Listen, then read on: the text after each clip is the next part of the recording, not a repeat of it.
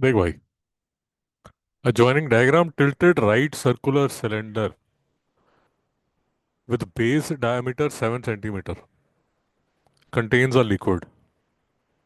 तो तेरे पास एक राइट सर्कुलर सिलेंडर है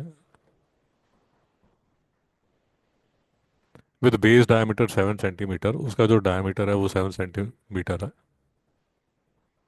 contains a liquid when placed vertically. जब उसको तू वर्टिकली, ये तो उसने टेढ़ा रखा हुआ है, ये उसने टेढ़ा रखा हुआ है, बट वो कह रहा है व्हेन प्लेस्ड वर्टिकली, जब वो सीधा रखा जाएगा। The height of the liquid in the vessel is the mean of the two Heights shown in the diagram. तो अभी टेढ़ा रखा हुआ है, तो ये 1 और 6, इसका जो मीन है, मीन, मीन मतलब एवरेज, मतलब 1+6 का मीन क्या होगा? 1+6 upon 2 is equal to 7/2 centimetre. तो when placed vertically the height of the liquid in the vessel is 7/2 centimetre. समझ आ गया? तो find the area of wet surface when the cylinder is placed vertically on a horizontal surface. ये उसने टेढ़ा रखा है, टेढ़ा रख के वो सिर्फ ये बता रहा है कि यार इसका हाइट निकाल लेना, और ये जो मीन निकलेगा वो उसकी एक्चुअल में इतना लिक्विड उसके अंदर पड़ा हुआ है। तो यहाँ तक कोई डाउट है? अब वो कह रहा है find the area of the wet surface. Wet surface का मतलब क्या हुआ कि ये ये जो बाजू में, ये सारी जो ऐसे करके, ये जो वेट सरफेस होगी ये, और उसके नीचे जो बेस है वो भी वेट सरफेस होगी। भाई को डाउट है यहाँ तक? अब एक बात देखिए, अगर आपके पास सिलेंडर है, ये आपके पास सिलेंडर है, तो इसका जो सरफेस एरिया है वो given by 2 pi r H. ये बात समझ में आ गई? इसका जो बेस है, इसका जो एरिया होता है वो होता है पाई आर स्क्वायर। भाई समझ आ गया? तो अगर ये जो सिलेंडर है इसमें इतना ही पानी है, तो वेट सरफेस इतनी इतनी ही इसकी वेट सरफेस जो कि एच है वो कंसिडर की जाएगी, और ये जो आर है वो ये वाला आर होगा। भाई डाउट है यहाँ तक? तो जो हम फॉर्मूला लगाने वाले हैं, आर जो है, रेडियस है वो है 7/2 सेंटीमीटर। हाइट जो है वो कितना है? 7/2 सेंटीमीटर। ये जो है ये पूरा डायमीटर 7 दिया हुआ है, इसका आधा रेडियस होगा 7/2, और जो हाइट है वो भी 7/2 है। भाई को डाउट है? तो 2 pi r h plus pi r square, कहने का मतलब 2 × 22/7 × 7/2 प्लस 22/7 × 7/2 का होल स्क्वायर। कोई डाउट है? अब देखिए, अब इसको जैसे मर्जी सॉल्व कर लीजिए। इसका एक आसान तरीका आपको दिखा देता हूँ, आपको समझ आता है ठीक है, नहीं समझ आता जैसे आपको अच्छा लगता है वैसे कर लीजिए। मैं आसान तरीका समझा देता हूँ। देखो ये जो लिखा हुआ है सामने, इसमें 7/2 का होल स्क्वायर × 22/7 आप कॉमन ले सकते हैं। भाई ये वाला मेथड समझ आ रहा है ठीक है, नहीं समझ आ रहा है तो गोली मारो, जैसे आप करना चाहते हो वैसे कैलकुलेशन कर लो। मैंने क्या किया, इसको थोड़ा आसान बनाने के लिए ये 22/7 और 7/2 का होल स्क्वायर बाहर ले लिया। तो ये वाला जो 2 है वो यहाँ लिखा हुआ है, और ये जो है इसमें ये पूरा बाहर आ जाएगा, तो सिर्फ +1 अंदर रहेगा। तो 7/2 का होल स्क्वायर × 22/7 × 3, जो भी यहाँ पर आंसर आएगा वो फाइनल आंसर होगा। फाइनल कैलकुलेशन में आप जैसे करना चाहें वैसे कर सकते हैं, वो आपकी इच्छा है।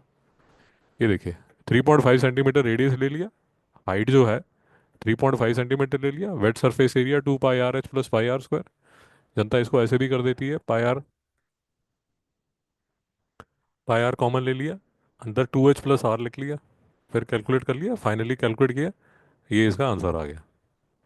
यूनिट साथ में जरूर लिखिए। भाई को डाउट है? तो क्या सीख लिया इसमें हमने? एक तो हमने सीख लिया कि ये वाला इसको बोलते हैं lateral surface area of a cylinder, वो होता है 2 पाई आर एच। और इसका जो बेस है वो है पाई आर स्क्वायर। तो कई बार आप देखोगे, अब क्वेश्चन को थोड़ा ध्यान से पढ़ना पड़ता है, क्योंकि कई बार क्या होता है ये भी इंक्लूडेड किया जाता है। अगर ये भी इंक्लूडेड किया जाता है तो ये पाई आर स्क्वायर भी आपको लेना पड़ेगा। तो इसलिए कई बार आप क्वेश्चंस में देखोगे या बुक्स में देखोगे वो बोलते हैं total surface area of a cylinder.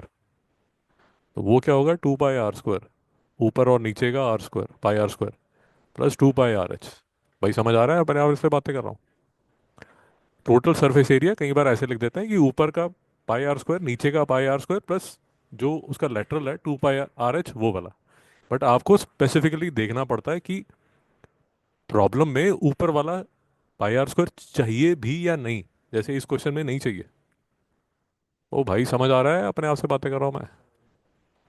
तो कई बार आप देखोगे ये फॉर्मूला लिखा जाएगा 2 pi r r plus h, but ये total surface area of a cylinder होता है जिसमें ऊपर का पाई आर स्क्वायर और नीचे का पाई आर स्क्वायर भी ऐड किया जा रहा है। तो हर जगह ये वाला फॉर्मूला नहीं लगता।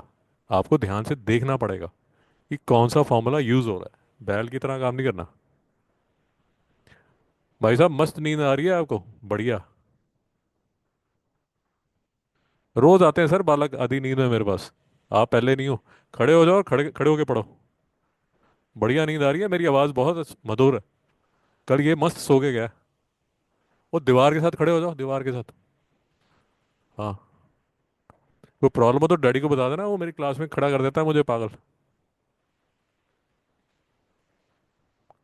घर में ये रूम है, वास्तु दोष है। बढ़िया लेक्चर चलता है मैथ्स का और नींद आती है बच्चों को। कल ये मतलब ऐसे इसका दांत टूटने वाला था, इतनी जोर से टेबल पे लगता है ये धर्म ठीक कह रहा हूँ गलत कह रहा हूँ? तो अगर आप देखेंगे, ये देखिए, जैसे आप देखेंगे ध्यान से, अगर देखेंगे तो ये लड़के ने यहाँ 2 पाई आर लिखा हुआ था, बट उसको समझ आ गया कि मैंने गलती की है। तो बच्चे यहाँ गलती कर देते हैं, देखो उसमें यहाँ पर काटा हुआ है 2 पाई आर। वो तब लगता है अगर आपने लिया हो, नहीं तो गलती होती है यहाँ पर। बच्चे फिसल जाते हैं यहाँ पर। यहाँ तो कोई डाउट है? तो ये आपको ध्यान से, अगर सिर्फ नीचे वाला है तो फिर यहाँ पाई आर सिर्फ कॉमन आ रहा है, ये देखिए।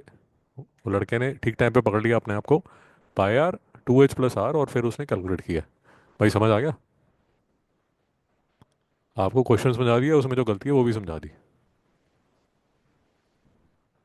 इसका क्वेश्चन पक्का आएगा 4 नंबर का। ये जो नेक्स्ट क्वेश्चन है इसका भी क्वेश्चन पक्का आएगा 5 नंबर का। ये टॉपिक आपने किया नहीं किया? ये वाला? ठीक है।